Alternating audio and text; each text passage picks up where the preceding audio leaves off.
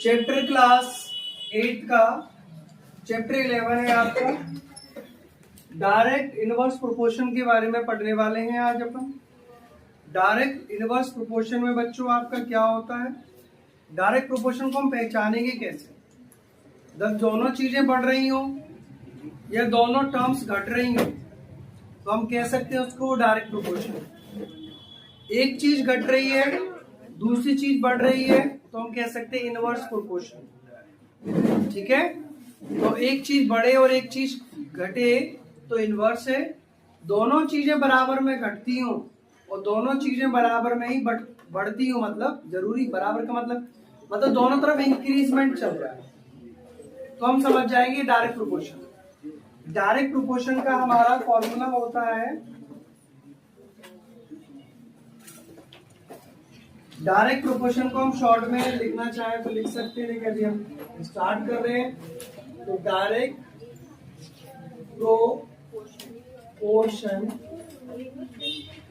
का फॉर्मूला होता है हमारा x1 अपॉन में y1 equal to x2 upon में y2। बड़ा इजी चैप्टर है बच्चों, बहुत ही सरल है अगर आप इसको ध्यान से समझे तो। ये हमारा फॉर्मूला है डायरेक्ट प्रोपोर्शन का। अब यहाँ पर ध्यान देने वाली बात सिर्फ इतनी है, अभी आज हम डायरेक्ट प्रोपोर्शन ही करेंगे। जैसे हमें एक क्वेश्चन दिया है, बड़ा सिंपल सा क्वेश्चन है, टेबल बना देते हैं हम आपके लिए। क्वेश्चन एग्जांपल बोलते हैं इसको 1।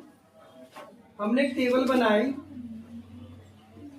ऊपर वाली टर्म x टर्म होती है बच्चों और नीचे वाली टर्म हमारी y टर्म होती है।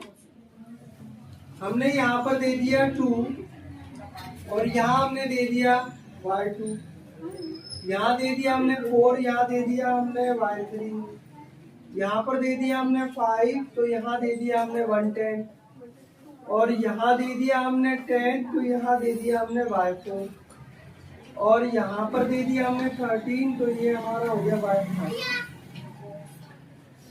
हमें ध्यान ये रखना है कि जब x1 y1 होगा तो उसके इक्वल टू में x2 y2 होगा।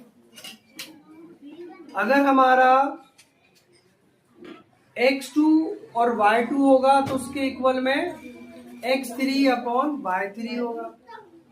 अगर हमारा x2 x3 और y3 होगा तो उसके इक्वल में x4 और इक्वल टू y4 होगा।